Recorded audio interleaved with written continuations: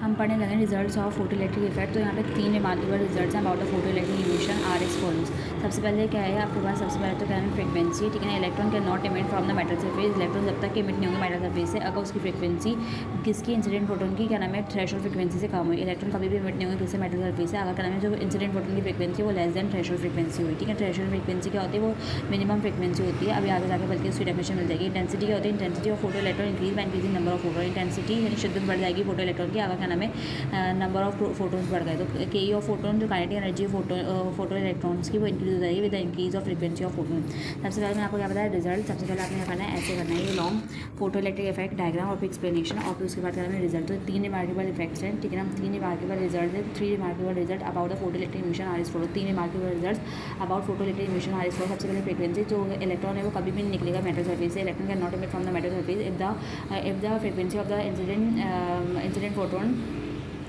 Is less than threshold frequency, अगर क्या नाम है इंसिडेंट फोटोन की frequency less than threshold frequency. Intensity क्या होगी, इंटेंसिटी फोटो इलेक्ट्रॉन की इंक्रीज हो जाएगी with the increase in photons, with the increase number of photons, ठीक है। के ऑफ फोटोन जो काइनेटिक एनर्जी है वो फोटो इलेक्ट्रॉन की वो क्या नाम इंक्रीज हो जाएगी with the increase in the number of with the increase of frequency of photon, अगर क्या नाम है फ्रीक्वेंसी ऑफ फोटोन बढ़ गया तो